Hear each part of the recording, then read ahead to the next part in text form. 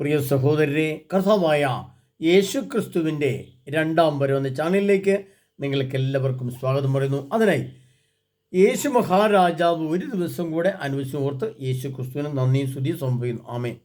പ്രിയപ്പെട്ടവരെ, കഴിഞ്ഞ രണ്ട് ദിവസമായിട്ട് കറണ്ടിന് പ്രശ്നമായിരുന്നു. തീരെ വോൾട്ടേജ് ഇല്ലായിരുന്നു. ഇടയ്ക്ക് വരുമ്പോൾ അങ്ങനെയായിരുന്നു. അതുകൊണ്ട് ക്ലാസ് ഇടാൻ ഒരു ദിവസം താമസിച്ചു പോയി, ക്ഷമിക്കുമല്ലോ. പ്രിയപ്പെട്ടവരെ, നമ്മൾ കഴിഞ്ഞ പ്രാവശ്യം കണ്ടത് നമ്മുടെ ഇന്ത്യൻ പ്രധാനമന്ത്രി നമ്മെ ഉപദേശിച്ചത്, നമ്മളോട് സംസാരിച്ചത്, ഒരർത്ഥത്തിൽ അത് ഇന്ത്യയിലെ ജനങ്ങളോട് മാത്രമല്ല, ലോകത്തോട് മുഴുവനുമാണ് അദ്ദേഹം സംസാരിച്ചത്. ഞാൻ അങ്ങനെ വളരെ ദീർഘവീക്ഷണത്തിൽ കാണുകയാണ്. ഇന്ത്യയിലെ ജനങ്ങൾ മാത്രം കേൾക്കാനുള്ളതല്ല അത്. അദ്ദേഹത്തിൻ്റെ അതിരത്തിൽ നിന്ന് വീണത് യഥാർത്ഥമായ ഒരു യാഥാർത്ഥ്യത്തെക്കുറിച്ചാണ്. വരാനിരിക്കുന്ന കാര്യങ്ങളെക്കുറിച്ച് വളരെ ദീർഘവീക്ഷണത്തിൽ അദ്ദേഹം സംസാരിക്കുകയാണ്. അതിൽ നമ്മൾ കണ്ടത് ആഗോള യുദ്ധം വരാൻ പോകുന്നു. അപ്പോൾ ആഗോള യുദ്ധം വരുമ്പോൾ എന്തൊക്കെ സംഭവിക്കും എന്നതിനെപ്പറ്റി വ്യക്തമായൊരു ധാരണ അദ്ദേഹത്തിനുണ്ടായിരുന്നുകൊണ്ട് അദ്ദേഹം വളരെ വ്യക്തമായി സംസാരിച്ചു. അതിന് ബാക്കി കാര്യങ്ങൾ നിങ്ങളോട് ഞാൻ സംസാരിക്കുകയാണ്. ഇവിടെ നമ്മൾ മനസ്സിലാക്കേണ്ടത് ജോയൽ പ്രവായൻ്റെ പുസ്തകത്തിൽ കൂടെ നമ്മൾ അല്പം കൂടി മുന്നോട്ട് പോകേണ്ടതായിട്ടുണ്ട്. എന്തുകൊണ്ടാണ് പ്രധാനമന്ത്രി അങ്ങനെ പറഞ്ഞു ചിന്തിക്കുമ്പോൾ അതിന് അടിസ്ഥാനമായിട്ട് ഒരു കാര്യങ്ങൾ ദൈവം പറഞ്ഞു വെച്ച വചനങ്ങൾ വ്യക്തമായിട്ട് കിടപ്പുണ്ട്, അങ്ങനെ തന്നെ കിടപ്പുണ്ട്. അത് നമ്മൾ ജോയൽ പ്രവായൻ്റെ പുസ്തകം 1-ാം അധ്യായം 17-ാം തിരുവചനം മുതൽ 16-ാം തിരുവചനം മുതൽ വായിക്കുമ്പോഴാണ് പ്രധാനമന്ത്രി പറഞ്ഞൊരു കാര്യം അതിനകത്തുണ്ട്. നമ്മുടെ കൺമുമ്പിൽ നിന്ന് ഭക്ഷണവും നമ്മുടെ ദൈവത്തിൻ്റെ ആലയത്തിൽ നിന്ന് ആഹ്ലാദത്തിമിർപ്പും അപ്രത്യക്ഷമായിരിക്കുന്നു. വിത്ത് കട്ടകൾക്കിടയിൽ അമർന്നു പോയിരിക്കുന്നു. ഇനി പറയുന്ന വചനമാണ് നിങ്ങൾ ശ്രദ്ധിക്കേണ്ടത്. നമ്മുടെ പ്രധാനമന്ത്രി പറഞ്ഞ കാര്യങ്ങൾ: സംഭരണശാലകളും പത്തായങ്ങളും ശൂന്യമായിരിക്കുന്നു, ധാന്യം ഇല്ലാതായിരിക്കുന്നു, മൃഗങ്ങൾ ഞരങ്ങുന്നു, മേച്ചിൽ സ്ഥലമില്ലാതെ കന്നുകാലികൾ വലയുന്നു, ആട്ടിൻപറ്റങ്ങൾ നശിക്കുന്നു. കർത്താവേ, ഞാൻ അങ്ങോട്ട് നിലവിളിക്കുന്നു. വിജനപ്രദേശങ്ങളിലെ പുഷ്പങ്ങളെ പുൽപ്പുറങ്ങളെ അഗ്നി വിഴുങ്ങിയിരിക്കുന്നു. വയലിലെ മരങ്ങളെല്ലാം കത്തി നശിച്ചു.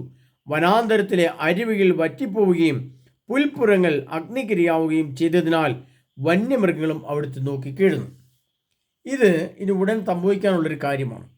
പ്രിയപ്പെട്ടവരെ, സംഭരണശാലകളും ഭക്ഷണം സൂക്ഷിച്ചു വെക്കുന്ന സ്ഥലങ്ങളും ശൂന്യമായിരിക്കുന്നു എന്ന് ദൈവവചനം ജോയൽ പ്രവായൻ്റെ പുസ്തകത്തിൽ പറഞ്ഞിട്ടുണ്ടെങ്കിൽ അതിൻ്റെ മറ്റൊരു ഭാഷ, ഒരു മുൻകൂട്ടി, ഒരു ദാർശനിക മനോഭാവത്തോടെ, ഒരു സംഭവിക്കാനിരിക്കുന്ന കാര്യങ്ങളെക്കുറിച്ചുള്ള ദീർഘവീക്ഷണത്തോടെ നമ്മുടെ പ്രധാനമന്ത്രി നരേന്ദ്രമോദി സംസാരിക്കുകയായിരുന്നു. അദ്ദേഹം പറഞ്ഞത് മുണ്ടുമുറുക്കി ഉടുക്കേണ്ടി വരും, നമ്മൾ പല രീതിയിൽ ജീവിതത്തെ ക്രമീകരിക്കേണ്ടി വരുമെന്ന് അദ്ദേഹം ദീർഘവീക്ഷണത്തിൽ സംസാരിച്ചെങ്കിൽ സർവശക്തനായ പിതാവായ ദൈവം നമ്മളോട് സംസാരിച്ചു വെച്ചിരിക്കുന്നത് ജോയൽ പ്രവാസത്തിൽ അത് അങ്ങനെ തന്നെ എഴുതി വെച്ച സംഭരണശാലകളും പത്തായങ്ങളും ശൂന്യമായിരിക്കുന്നു, ധാന്യം ഇല്ലാതായിരിക്കുന്നു. അതിനുശേഷം യുദ്ധം അങ്ങ് ആരംഭിച്ചു കഴിയുമ്പോൾ അഗ്നിച്ചൂട്, അന്തരീക്ഷത്തിൽ ചൂട് വർദ്ധിക്കുമ്പോൾ എന്ത് സംഭവിക്കുന്നതിനെ പറ്റിക്കൂടി നമുക്ക് വേണ്ടി മാത്രമല്ല കർത്താവ് എഴുതി വെച്ചിരിക്കുന്നത്. മേച്ചിൽ സ്ഥലമില്ലാതെ കന്നുകാലികൾ വലയുന്നു, ആട്ടിൻപറ്റങ്ങൾ നശിക്കുന്നു. എന്തുകൊണ്ട് നശിക്കുന്നു? അവർക്ക് തിന്നുവാൻ പുല്ലില്ല, പുല്ല് നശിച്ചു പോകുന്നു. അത് കന്നുകാലികൾക്കും കിട്ടാതെ വരുന്നു. കർത്താവേ, ഞാൻ അങ്ങോട്ട് നിലവിളിക്കുന്നു. വിജനപ്രദേശങ്ങളിലെ പുൽപ്പുറങ്ങളെ അഗ്നി വിഴുങ്ങിയിരിക്കുന്നു എന്ന് പറഞ്ഞാൽ ആകാശത്ത് നിന്ന് ആണവ സ്ഫോടനങ്ങളും അതിന് ചൂടും ബോംബും അഗ്നിയും ഭൂമിയിലേക്ക് വർഷിക്കപ്പെടുമ്പോൾ മൃഗങ്ങൾക്ക് തിന്നാനുള്ള പുല്ലുകൾ കരിഞ്ഞു പോകുന്നു. അതുകൊണ്ട് ഭക്ഷണമില്ലാതെ ആട്ടിൻപറ്റങ്ങളും കന്നുകാലിക്കൂട്ടങ്ങളും നശിക്കുന്നു പറഞ്ഞിരിക്കുന്നു. വിജനപ്രദേശങ്ങളെ അഗ്നി വിഴുങ്ങിയിരിക്കുന്നു. വയലിലെ മരങ്ങളെല്ലാം കത്തി നശിച്ചു. വനാന്തരത്തിലെ അരുവികൾ വറ്റിപ്പോയി. പുൽപ്പുറങ്ങൾ അഗ്നിക്കിരയാവുകയും അതിനാൽ വന്യമൃഗങ്ങളും അവിടുത്തെ നോക്കിക്കീഴുന്നു. മൃഗങ്ങൾ, കാട്ടിലെ മൃഗങ്ങളും നാട്ടിലെ മൃഗങ്ങളും അവർക്ക് പുല്ല് ലഭിക്കായികയാൽ ഭയങ്കരമായിട്ട് അവർ കാറും നിന്ന് നിലവിളിക്കും. ആ കന്നുകാലികളുടെയും ആടുകളുടെയും ഒക്കെ നിലവിളിയും കരച്ചിലും മനുഷ്യ സമുദായത്തിനും മനുഷ്യവംശത്തിന് സഹിക്കാനാവുന്നതല്ല. കാരണം നമ്മുടെ മൃഗങ്ങളെ നമ്മൾ എത്രയോ ഭംഗിയായിട്ടാണ് ശുശ്രൂഷിച്ച് നോക്കുന്നത്. പുല്ലുകൾ ചെത്തി കൊടുത്തും ഒക്കെ മിണ്ണാക്കും കൊടുത്തും അതിന് കഞ്ഞിയും തവിടും കൊടുത്തും അതിനെ നമ്മൾ 8 ലിറ്ററും 10 ലിറ്ററും 15 ലിറ്ററും പാല് കറക്കുമ്പോൾ നമ്മൾ അതിനെ അതുപോലെ സംരക്ഷിക്കും, ശുശ്രൂഷിക്കും. എന്നാൽ പുല്ല് കൊടുക്കാൻ ഇല്ലാതെ വരുമ്പോൾ, പുൽപ്പുറങ്ങൾ നശിക്കപ്പെടുമ്പോൾ എന്തു സംഭവിക്കും? ആ മൃഗങ്ങൾക്ക് നമുക്ക് എന്തിനും കൊടുക്കാനുണ്ടാകുമോ? നമ്മുടെ കയ്യിലെ തീറ്റകളൊക്കെ പെട്ടെന്ന് തീരും. അങ്ങനെ വരുമ്പോൾ വന്യമൃഗങ്ങൾ നമ്മളെ നോക്കി കീഴും, കർത്താവിനെ നോക്കി കീഴും. ഞങ്ങൾക്ക് ഭക്ഷണം തായോ എന്ന് പറഞ്ഞ് മൃഗങ്ങളടക്കം കരയുന്ന പശ്ചാത്തലം തൊട്ടുമുമ്പിലാണ്. അതൊക്കെ അദ്ദേഹം അത്രയും പ്രധാനമന്ത്രിക്ക് എല്ലാം കൂടെ സംസാരിക്കാൻ സമയമില്ലല്ലോ, അതുകൊണ്ട് അദ്ദേഹം അത്രയും പറഞ്ഞു നിർത്തി. ഇനി കുറച്ച് കാര്യങ്ങൾ കൂടി നമ്മൾ ഉടനെ മനസ്സിലാക്കേണ്ട. അത് ജോയൽ പ്രകാശിൻ്റെ പുസ്തകം തന്നെ 2-ാം അധ്യായത്തിൽ അത് ഒന്ന് വായിക്കാൻ പോവുകയാണ്. അതിനകത്ത് പ്രത്യേകിച്ചൊരു വിശദീകരണത്തിന് ആവശ്യമില്ല, ചില ഭാഗങ്ങൾ മാത്രം ഞങ്ങൾക്ക് വ്യക്തമാക്കാം. കർത്താവിൻ്റെ ദിനം എന്ന് പറഞ്ഞുകൊണ്ട് കർത്താവ് പറയുകയാണ്, സിയോനിൽ കാഹളം ഊതുവിൻ, എൻ്റെ വിശുദ്ധഗിരിയിൽ പെരുമ്പറ മുഴക്കുവിൻ, ദേശവാസികൾ സംഭ്രാന്തരാകട്ടെ, കർത്താവിൻ്റെ ദിനം ആഗതമായിരിക്കുന്നു, അത് അത്യാസന്നമായിരിക്കുന്നു. സിയോനിൽ കാഹളമൂതി, സിയോൻ എന്ന് പറഞ്ഞാൽ സ്വർഗത്തിൽ കാഹളമൂതാൻ സമയമായി. യുദ്ധം ഭൂമിയിൽ ഓരോ രാഷ്ട്രങ്ങളും തൻ്റെ സൈനിക നിരയെ ഒരുക്കി അത് ചിട്ടയായിട്ട് സമചതുരത്തിൽ മാർച്ച് പാസൊക്കെ ചെയ്ത് ആയുധങ്ങളേന്തി അതിൻ്റെ കാഹളനാഥം ഭൂമിയിലെ യുദ്ധസന്നാഹമൊക്കെ ഒരുക്കപ്പെട്ടിരുന്നു. ഓരോ രാഷ്ട്രങ്ങളും ലോകം ഭൂഗോളത്തെ മൊത്തമായിട്ട് ഇങ്ങെടുക്കുമ്പോൾ എത്ര രാഷ്ട്രങ്ങളുണ്ടോ ആ രാഷ്ട്രങ്ങളെല്ലാ ജനങ്ങളും പട്ടാളക്കാരും ഗവൺമെൻറ്റും യുദ്ധത്തിന് സന്നദ്ധമാവുകയാണ്, സന്നാഹമൊരുക്കുകയാണ്. കാരണം എതിർ ശക്തികൾ നമ്മുടെ മേൽ ആധിപത്യം പുലർത്തിയാൽ നമ്മെ അപ്പാടെ നശിപ്പിക്കുമെന്നുള്ളത് ഓരോ കൂട്ടർക്കും അറിയാം. അങ്ങോട്ടും ആധിപത്യം പുലർത്തിയാൽ ഇങ്ങോട്ടും ആധിപത്യം പുലർത്തിയാൽ അതുകൊണ്ട് എങ്ങനെയും യുദ്ധം ചെയ്ത് ജയിക്കുക എന്നുള്ളതാണ് അവരുടെ ലക്ഷ്യം. അത് അങ്ങ് അടുത്തിരിക്കുന്നു കർത്താവ് പറയുകയാണ്. അപ്പോൾ അന്ന് സിയോനിൽ എന്ന് പറയുമ്പോൾ സ്വർഗീയ കാഹളം, അതാണ് വെളിപാട് ഗ്രന്ഥത്തിൽ 7 കാഹളങ്ങളെക്കുറിച്ച് 6 കാഹളങ്ങളെക്കുറിച്ച് പറയുന്നുണ്ട്. അതിൻ്റെ ഭാഗമാണ് ഇത് പറയുന്നത്. അതിനുശേഷം കർത്താവ് പറയാണ്, കർത്താവിൻ്റെ ദിനം ആഗതമായിരിക്കുന്നു, അത് അത്യാസന്നമായിരിക്കുന്നു. ഉടൻ തന്നെ കർത്താവായ ദൈവത്തിൻ്റെ പുറപ്പെട്ടു വരവ്, 2-ാം വരവെന്നൊക്കെ പറയാം, അല്ലെങ്കിൽ ലോകം അപ്രത്യക്ഷമാകുന്ന ഈ പ്രപഞ്ചം ഇല്ലാതാകുന്ന ആ ആഗോള യുദ്ധവും അതോടനുബന്ധിച്ചുള്ള കാര്യങ്ങളും ഇതാ വരുന്നുണ്ട്. കർത്താവ് വ്യക്തമാക്കുകയാണ്, അത് അന്ധകാരത്തിൻ്റെയും മനത്തകർച്ചയുടെയും ദിനമാണ്, കാർമഹങ്ങളുടെയും കൂരിരുട്ടിൻ്റെയും ദിനം. ശക്തിയും പ്രതാപമുള്ള ഒരു ജനതതി അന്ധകാരം പോലെ പർവ്വതങ്ങളിൽ വ്യാപിച്ചിരിക്കുന്നു. ഇതുപോലെ ഒന്നും ഇതിനു മുമ്പ് ഉണ്ടായിട്ടില്ല, തലമുറകളോളം ഉണ്ടാവുകയുമില്ല. അവർക്ക് മുന്നിൽ വിഴുകുന്ന തീ, പിന്നിൽ ആളുന്ന തീ. അവർക്ക് മുമ്പിൽ ദേശം ഏദൻ തോട്ടം പോലെയും പിന്നിൽ മരുഭൂമി പോലെയും. അവൻ്റെ ആക്രമണത്തിൽ നിന്ന് ഒന്നും രക്ഷപ്പെടുന്നില്ല. കുതിരകളെപ്പോലെ അവർ വരുന്നു, പടക്കുതിരകളെപ്പോലെ അവർ പായുന്നു. രഥങ്ങളുടെ ഇരമ്പലെന്ന് തോന്നുമാറ് അവർ മലമുകളിൽ കുതിച്ചു ചാടുന്നു. വൈക്കോലിന് തീ പിടിക്കുമ്പോൾ ഉണ്ടാകുന്ന കിരികിര ശബ്ദം പോലെയും ശക്തമായ സൈന്യം മുന്നേറുമ്പോഴുള്ള ആരവം പോലെയും തന്നെ. അവരുടെ മുമ്പിൽ ജനതകളെ ഭയവിൽ വിഹ്വലരാകുന്നു. എല്ലാവരുടെയും മുഖം വിളറുന്നു. യുദ്ധവീരന്മാരെ പോലെ അവർ പാഞ്ഞെടുക്കുന്നു. പടയാളികളെപ്പോലെ മതിലുകളിൽ കയറുന്നു. നിരതെറ്റാതെ ഓരോരുത്തരും താന്താങ്ങളുടെ മാർഗത്തിൽ അടിവെച്ചു നീങ്ങുന്നു. പരസ്പരം മുന്തി മാറ്റാനാവാതെ അവരവരുടെ പാതയിൽ ചരിക്കുന്നു. ശത്രുവിൻ്റെ ആയുധങ്ങൾക്കിടയിലൂടെ അവർ കുതിച്ചു നീങ്ങുന്നു. ആർക്കും അവരെ തടയാനാകുന്നില്ല. അവർ നഗരത്തിന്മേൽ ചാടി വീഴുന്നു, മതിലുകളിൽ ഓടി നടക്കുന്നു. കള്ളനെപ്പോലെ ജാലങ്ങളുടെ വീടിനുള്ളിൽ കടക്കുന്നു. അവരുടെ മുമ്പിൽ ഭൂമി കുലുങ്ങുന്നു, ആകാശം വിറകൊള്ളുന്നു, സൂര്യചന്ദ്രന്മാർ ഇരുണ്ടുപോകുന്നു, നക്ഷത്രങ്ങൾ തങ്ങളുടെ പ്രകാശം മറച്ചു കളയുന്നു. തൻ്റെ സൈന്യത്തിനു മുമ്പിൽ കർത്താവിൻ്റെ ശബ്ദം മുഴങ്ങുന്നു. അവിടുത്തെ സൈന്യം വളരെ വലുതാണ്, അവിടുത്തെ ആജ്ഞ നടപ്പാക്കുന്ന വിശക്തനാണ്. കർത്താവിൻ്റെ ദിനം മഹത്വം അത്യന്തം ഭയാനകമാണ്, ആർക്ക് അതിനെ അതിജീവിക്കാൻ കഴിയും? ഇതിനകത്ത് കേൾക്കുമ്പോൾ നിങ്ങൾക്ക് എല്ലാം മനസ്സിലായിട്ട് തോന്നും. ഒത്തിരി കാര്യങ്ങളിട്ടുണ്ട്, എങ്കിലും ഇതെല്ലാം കേൾക്കുമ്പോൾ ഇതെല്ലാം വായിച്ചാൽ മനസ്സിലാക്കാവുന്ന കാര്യമല്ലേ ഉള്ളൂ. എന്നാൽ ഇതിനകത്തൊരു നിഗൂഢ രഹസ്യം, ഇന്നുവരെ ഒരു മനുഷ്യനും വെളിപ്പെട്ട് കിട്ടാത്ത, ഒരു വ്യാഖ്യാതാവിനും മനസ്സിലാകാത്ത, ഇന്നുവരെ ഈ പ്രപഞ്ചത്തിൽ ജീവിക്കുന്ന ഒരു വ്യക്തിക്കും തെളിഞ്ഞു കിട്ടാത്ത നിഗൂഢമായ ഒരു വലിയ അതിഭയാനമായ രഹസ്യം ദൈവം ഒളിപ്പിച്ചു വെച്ചിട്ടുണ്ട്. ആ രഹസ്യത്തിൻ്റെ ബാക്കി ഭാഗം കിടക്കുന്ന വെളിപാട് ഗ്രന്ഥത്തിലാണ്. അത് രണ്ടും കൂടെ കൂട്ടി വായിക്കുമ്പോൾ നമുക്ക് മനസ്സിലാക്കാൻ കഴിയുന്നത് അത് ഇങ്ങനെയാണ്. പ്രിയപ്പെട്ട, അതോട് കേട്ടിട്ട് ഞാൻ നിങ്ങളുടെ രഹസ്യം പറയാം. വെളിപാടിൻ്റെ പുസ്തകം 9-ാം അധ്യായം 9-ാം അധ്യായത്തിൻ്റെ 17-ാം തിരുവചനം, 6-ാമത്തെ കാഹളം എന്നതിനകത്ത് ഇങ്ങനെയുണ്ട്. ഇതുകൂടി കൂട്ടി വായിക്കണം. അവർ മനുഷ്യരിൽ 1/3 ഭാഗത്തെ കൊന്നൊടുക്കാൻ നിശ്ചയിക്കപ്പെട്ടിരിക്കുന്ന മണിക്കൂറിനും ദിവസത്തിനും മാസത്തിനും വേണ്ടി തയ്യാറാക്കി നിർത്തിയിരിക്കുന്നവരാണ്. ഞാൻ കുതിരകളുടെ എണ്ണം കേട്ടു, 10,000ങ്ങളുടെ 20,000 മടങ്ങ്. ഞാൻ ദർശനത്തിൽ കുതിരകളെയും അവരുടെ പുറത്തിരിക്കുന്നവരെയും കണ്ടു. അവർക്ക് തീയുടെയും ഇന്ദ്രനീലക്കല്ലിൻ്റെയും ഗന്ധകത്തിൻ്റെയും നിറമുള്ള കവചങ്ങളുണ്ടായിരുന്നു. കുതിരകളുടെ തലകൾ സിംഹങ്ങളുടെ തല പോലെ. അവിടെ വായിൽ നിന്ന് തീയും പുകയും ഗന്ധവും പുറപ്പെടുന്നു. എന്താണ്? ഇത് രണ്ടും കൂടി കൂട്ടി വായിക്കുമ്പോൾ പ്രിയപ്പെട്ടവരെ എന്താണ് ഇത് സത്യമെന്ന് ചോദിച്ചാൽ ഇതാണ്.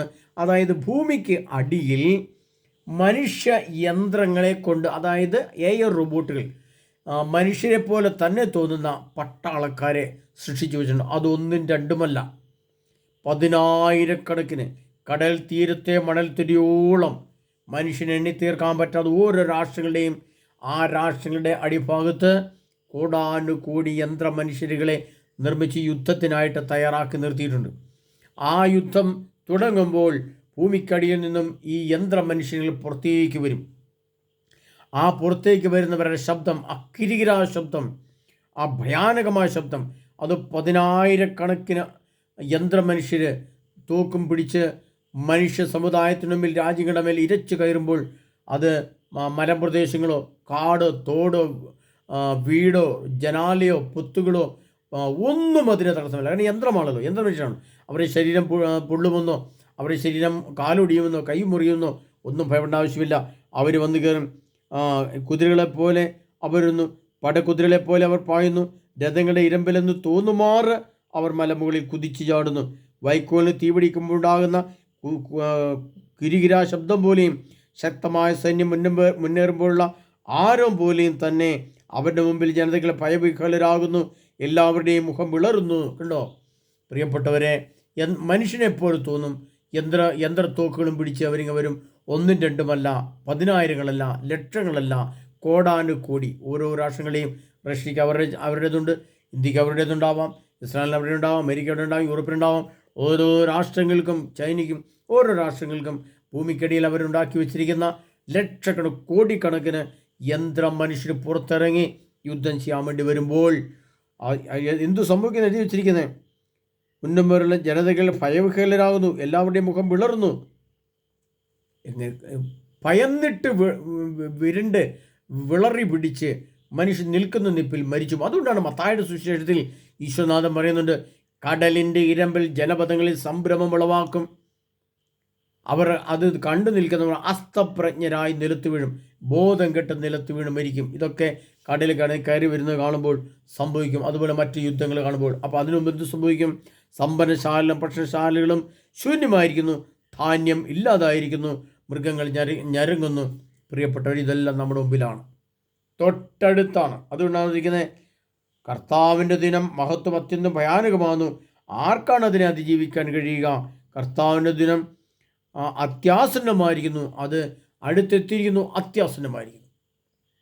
ഇങ്ങനെ മനുഷ്യബുദ്ധിക്ക് ചിന്തിച്ച് മനസ്സിലാക്കാൻ കഴിയുന്ന അപ്പുറത്തേക്ക് യുദ്ധവും അതിൻ്റെ ശക്തിയും അതിൻ്റെ ദൂരവ്യാപകമായ പ്രത്യാഘാതങ്ങളും ലോകത്ത് ഉണ്ടാകാൻ ഉടൻ തന്നെ, വലിയ താമസമില്ല, ചുരുങ്ങിയ കാലഘട്ടമേ ഉള്ളത്. അങ്ങനെ വരുമ്പോൾ നാമൊക്കെ എങ്ങനെയായിരിക്കും? കണ്ടിട്ട് പേടിച്ചിട്ട് മരിക്കുന്ന അവസ്ഥയിലേക്ക് വരുമ്പോൾ പ്രിയപ്പെട്ടവരെ, ഇതൊന്നും വർണ്ണിക്കുക സാധ്യമല്ല. അതൊക്കെ ഏകദേശം നിങ്ങൾ ഊഹിച്ചാൽ മതി. അത്ര കാണുമ്പോൾ തന്നെ ബോധം കെട്ടി വീഴുന്ന അവസ്ഥ, ബോധം കെട്ടി വീണ് മരിക്കുന്ന അവസ്ഥയാണ് നമ്മുടെ ഉള്ളത്. അപ്പോൾ അങ്ങനെ പെട്ടെന്ന് മരിച്ചു പോകുന്ന അനേകരുണ്ടാവും. അതുകൊണ്ടാണ് ഞാൻ വീണ്ടും ആവർത്തിച്ച് പറയുകയാണ്, തെസ്സലോനിക്കക്കാരുടെ ലേഖനം 5-23 അവിടെ കർത്താവിനെ പറയുന്നുണ്ട്, പരിശുദ്ധാത്മാവിനെ പറയുന്നുണ്ട്, മിന്നൽ പിണർ പോലെ ആയിരിക്കും മനുഷ്യപുത്രൻ്റെ ആഗമനം. അങ്ങനെ കർത്താവ് ഒറ്റ സെക്കൻഡിൽ തന്നോട് ചേർന്ന് നിൽക്കുന്നവരെ കർത്താവ് എടുത്ത് ഈ പൈശാചിക തിന്മയുടെ പിടുത്തത്തിൽ അമർന്നു പോയ ഈ പ്രപഞ്ചത്തിൽ വീണ്ടും ഒരു ദിവസം കൂടി ജീവിക്കുക എന്ന് പറയുന്നത് അത്ര ഭീവത്സമായ സംഭവം, ഭയാനകമായതുകൊണ്ട് ഇവിടെ നിന്ന് എങ്ങനെയെങ്കിലും എൻ്റെ കർത്താവെ ഞങ്ങളെ രക്ഷിച്ച് ഇവിടെ നിന്ന് ഞങ്ങളെ എടുത്തു മാറ്റി അങ്ങയുടെ സന്നിധിയിലേക്ക് കൊണ്ടുപോകണമേ എന്ന പ്രാർത്ഥനയോടെ ആയിരിക്കുമ്പോൾ, യേശുവിൻ്റെ വരവ് മിന്നൽ പിണർപ്പോണെയാണെങ്കിൽ യേശു ക്രിസ്തു എന്ന പരമസത്യം ഭൂമിയിലേക്ക് കടന്നു വരുമ്പോൾ ആ മിന്നൽ പ്രകാശവും സൂര്യ തേജസ്സും ഏൽക്കുന്ന അശുദ്ധി നിറഞ്ഞവർ വീണു പോവുകയും ആ വീണു പോകുന്ന ആൾക്കാർ ആ വീണു പോകുന്ന സമയത്ത് നിൽക്കുന്നവരുണ്ട്. യേശുവേ സ്തോത്രം എന്ന് പറഞ്ഞുകൊണ്ട് നിൽക്കുന്നവരുണ്ട്.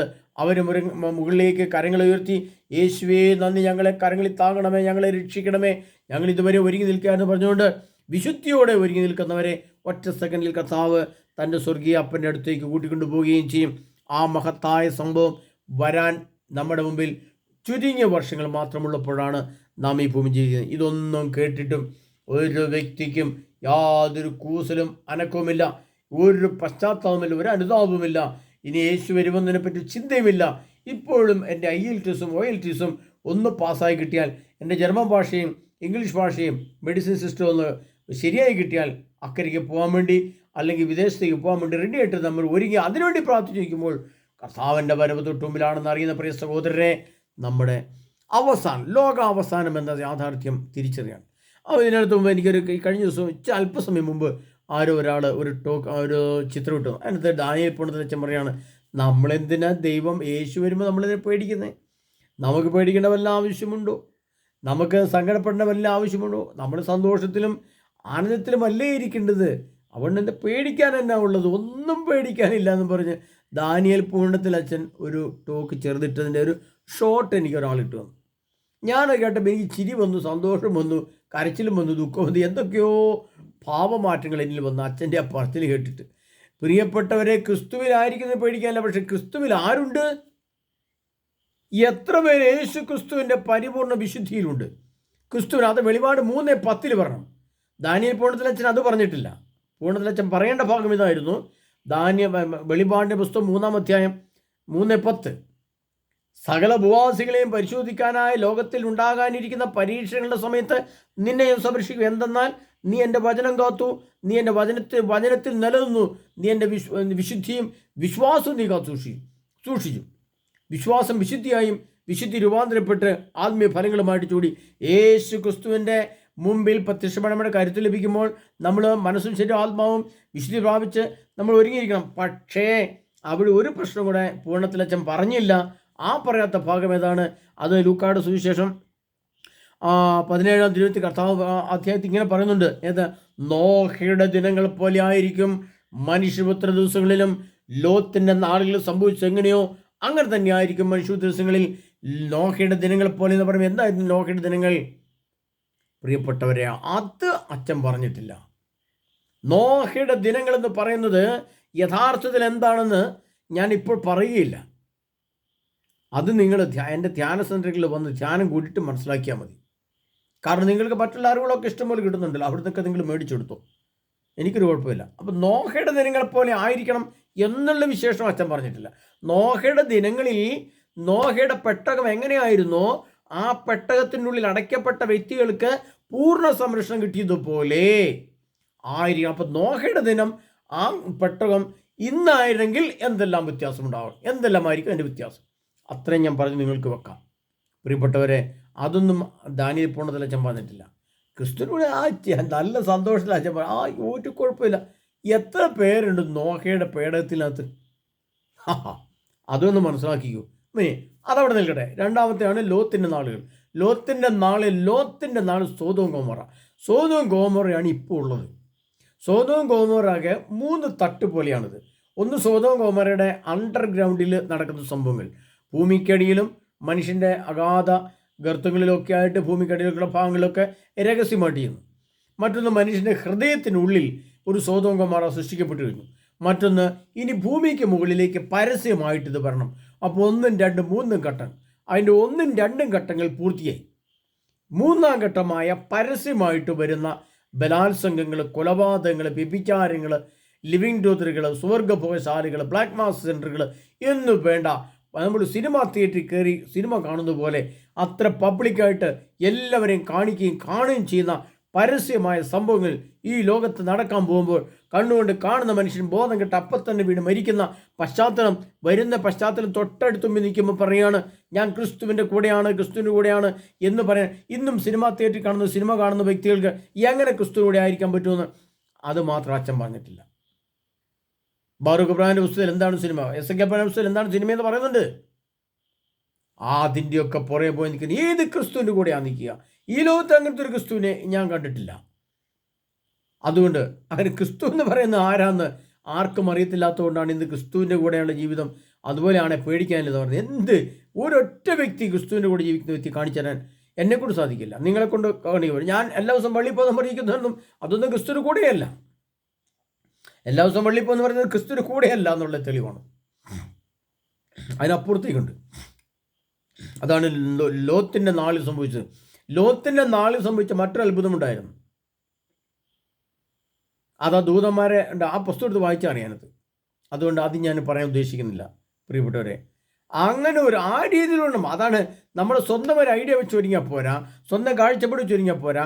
വിശുദ്ധ ഗ്രന്ഥത്തിൽ സർവശക്തനായ ദൈവം യേശുക്രിസ്തു എങ്ങനെ ആയിരിക്കണം നിങ്ങളെന്ന് വ്യക്തമായ മാനദണ്ഡവും മാർഗദർശനങ്ങളും തന്നിട്ട് വചനത്തിൽ തന്നില്ല. ആ വചനത്തിൽ ആ രീതിയിലായിരിക്കണം നമ്മൾ.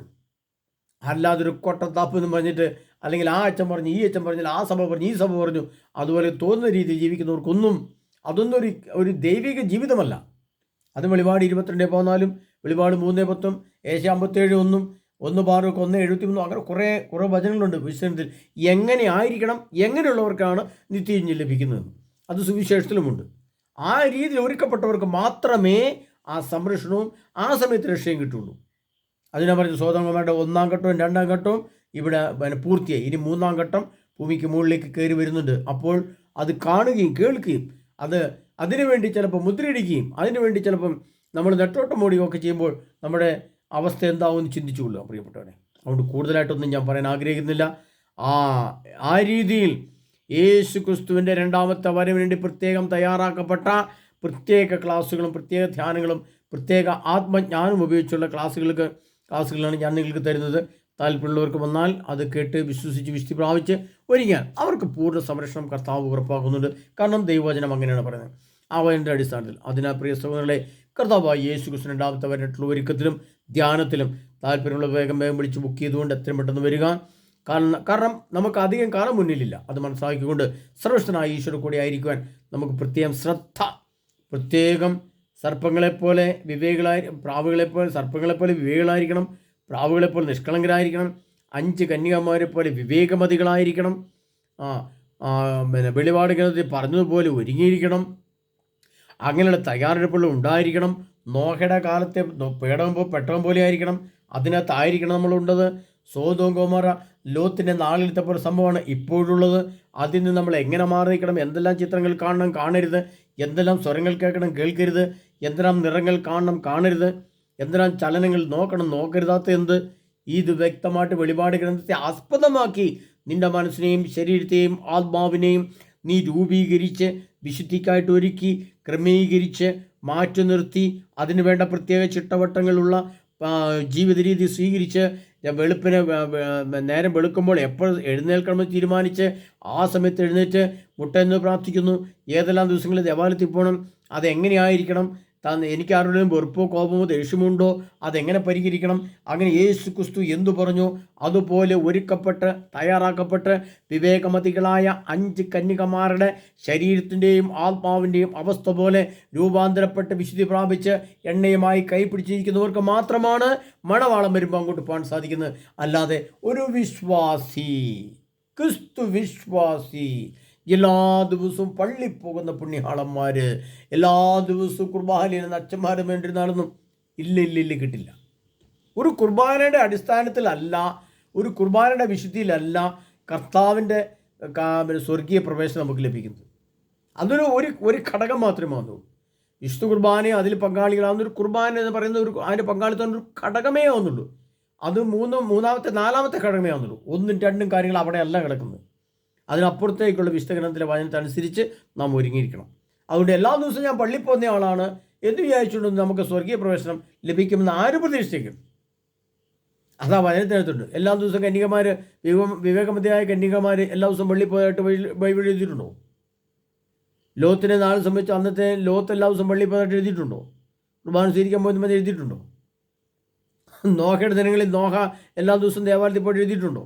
അവിടെ വേറെ ചില കാര്യങ്ങൾ ചെയ്യേണ്ടത്, അവിടെ വേറെ ചില ക്രമീകരണങ്ങൾ ചെയ്യേണ്ടതുണ്ട്. അതെന്താണ് വിശകലനത്തിലേ ഉള്ളൂ. അത് നമ്മൾ അറിഞ്ഞിരിക്കണം, അല്ലെങ്കിൽ നമുക്ക് ഒരു സംരക്ഷണം കിട്ടത്തില്ല. അതുകൊണ്ട് പ്രിയ സഹോദരരെ, നാം അറിഞ്ഞിട്ടില്ല. നമ്മുടെ മേൽ ആധിപത്യം പുലർത്തുന്ന പൈശാചികത്തിന്മയുടെ ശക്തി വരാനിരിക്കുന്നതേ ഉള്ളൂ. അതാണ് ഇനി കേരളവും ഇന്ത്യയും ലോകവും ഇന്നത്തെ ജനാധിപത്യത്തിന് നഷ്ടം വരാൻ പോവുകയാണ്. പ്രിയപ്പെട്ടവരെ, നിങ്ങൾ വാർത്തകളൊക്കെ കേൾക്കുന്നുണ്ടല്ലോ. അതിൻ്റെ ആധിപത്യം, ജനാധിപത്യത്തിൻ്റെ, നീതിപീഠത്തിൻ്റെ, സന്മാർഗത്തിൻ്റെ, ധാർമ്മിക മൂല്യത്തിൻ്റെ എല്ലാം വിശുദ്ധിയും ശക്തിയും ജ്ഞാനവും ജനാധിപത്യവും എല്ലാം ചവിട്ടി മെതിക്കപ്പെടുകയും അതെല്ലാം തകർക്കപ്പെടുകയും ചെയ്ത് മറ്റൊരു ജനവിഭാഗം ആ നീതിയുടെ മേൽ ആധിപത്യം പുലർത്തിക്കൊണ്ട് ഈ ലോകത്തിലെ സത്യസന്ധതയും നീതിബോധത്തെയും കത്തിച്ചു കളയും, നശിപ്പിച്ചു കളയും, ചവിട്ടി അരയ്ക്കുകയും ചെയ്യുമ്പോൾ അത് ഉടൻ തന്നെ ലോകത്ത് നടപ്പാക്കുകയും ചെയ്യുന്ന സമയം വരുന്നു. അപ്പോഴേ നമുക്ക് ബോധം പോകുള്ളൂ. എന്നാലും ബോധം വെക്കുന്ന എനിക്ക് യാതൊരു വിശ്വാസവും കാരണം അത്രമാത്രം അന്ധകാരത്തിലാണ് ഇന്നത്തെ ജനങ്ങളും ക്രിസ്ത്യാനികളും എല്ലാം കഴിയുന്നത്. അതിന്ന് വെളിച്ചത്തിൻ്റെ തരിമ്പിലേക്ക്, വെളിച്ചത്തിൻ്റെ തൂണിലേക്ക്, നിത്യപ്രകാശത്തിലേക്ക്, സൂര്യ തേജസ്സിനെ വെല്ലുന്ന സ്വർഗീയ മഹത്വത്തിലേക്ക്, യേശു ക്രിസ്തുവിനെ ഏകസത്യ പരമദൈവത്വങ്ങളിലേക്ക് നാം അടുക്കുകയും അത് യേശുവിനെ സ്വന്തമാക്കുകയും ചെയ്യുക എന്ന് പറയുന്നത് സാധാരണ രീതിയിലുള്ള ജീവിതമല്ല, അത് അസാധാരണ ജീവിതമാണ് പ്രിയപ്പെട്ടവരെ. അതിനാൽ പ്രിയ സഹോദരങ്ങളെ, കർത്താവായ യേശു ക്രിസ്തു ഉണ്ടാകുന്നതിന് വേണ്ടി ഒരുങ്ങേണ്ടത്, ജീവിക്കേണ്ടത്, ക്രമീകരിക്കേണ്ടത്, മാറ്റിവെക്കേണ്ടത് എന്താണെന്ന് വ്യക്തമായ ധാരണയും ബോധ്യവും നമുക്കുണ്ടായിരിക്കണം. ഇല്ലെങ്കിൽ നമ്മൾ ബബ്ബായി പോകും, ഒരു സംശയവും വേണ്ട. വലിയ വലിയ പ്രശ്നങ്ങൾ ഭൂമിയിലേക്ക് വരുമ്പോൾ അയ്യോ ഇനി എന്ത് ചെയ്യുന്നു ചിന്തിക്കുന്ന അവസ്ഥയിലേക്കാണ് ലോകം പോകുന്നത്. അതുകൊണ്ടാണ് പ്രധാനമന്ത്രി ഊന്നി പറഞ്ഞിരിക്കുന്നത് ഏത് വചനത്തെ പ്രധാനമന്ത്രി സ്വന്തം അഭിപ്രായത്തിലും അറിവിലും പറഞ്ഞതെങ്കിൽ അതിൻ്റെ തന്നെ ദൈവവചനത്തെ നമ്മൾ പഠിക്കുമ്പോഴാണ് ജോൽ പ്രധാന പുസ്തകം 1-ാം അധ്യായം അതിന് 18-ാം തീയതി കർത്താവ് പറയാണ്, സംഭരണശാലകളും പത്തായങ്ങളും ശൂന്യമായിരിക്കുന്നു, ധാന്യം ഇല്ലാതായിരിക്കുന്നു. അതിനാ പ്രിയ സഹോദരങ്ങളെ, ഇത് നമ്മുടെ പടിവാതിലുടെ തൊട്ടു മുമ്പിലാണ്. പട്ടിണി മരണങ്ങൾ എന്ന സംഭവം ഒരു വീട്ടിൽ 1, 2, 3 മരണങ്ങളൊക്കെ ഒരു മാസത്തിനുള്ളിൽ നടക്കുമ്പോഴേ നമുക്ക് വിവരം തിരിയുള്ളൂ. അതൊക്കെ ഇങ്ങോട്ട് വരാൻ പോവുകയാണ്. ഏതു നിമിഷവും നമ്മൾ മരിച്ചു വീഴും. ഒരു മരണയുഗം, ഒരു മരണ കാലഘട്ടം, ഒരു മരണത്തിൻ്റെ സമയം, മരണവും മരണത്തിൻ്റെ മരണവും അതിൻ്റെ സമയങ്ങളും സമയത്തിൻ്റെ പകുതിയും ആരംഭിക്കാൻ പോകുന്ന പശ്ചാത്തലത്തിലാണ് നമ്മളൊന്ന് ഓർത്തുകൊണ്ട് പോകണം. അപ്പോൾ ഇന്നലെ നാളെ നാം പെട്ടെന്ന് വീണ് മരിച്ചു പോയാൽ നമ്മുടെ ആത്മാവ് എങ്ങോട്ടേക്ക് മാറി നിൽക്കും, എങ്ങോട്ടേക്ക് കയറി നിൽക്കും, എവിടെ ചെന്നെത്തും? നല്ല ബോധ്യം വേണം. വ്യക്തമായ കാഴ്ചപ്പാടും വ്യക്തമായ ബോധ്യവും വ്യക്തമായ ജ്ഞാനവും അറിവും ഉണ്ടായിരിക്കണം. ഞാൻ എന്ന വ്യക്തി എവിടെ എത്തണം, എൻ്റെ ആത്മാവ് ഇപ്പോഴെവിടെ, ഇനി എവിടെ ആയിരിക്കണമെന്നുള്ള വ്യക്തമായ ധാരണയും ബോധ്യവും ജ്ഞാനവും അറിവും നമുക്കിവിടെ തന്നെ ഉണ്ടായിരിക്കണം. Hallelujah, praise lord. അതിലെ പ്രിയ സുഹൃത്തുക്കളെ, കർത്താവായ യേശു ക്രിസ്തു നമ്മെ സമൃദ്ധമായി അനുഗ്രഹിക്കുമാറാകട്ടെ. ആമേൻ.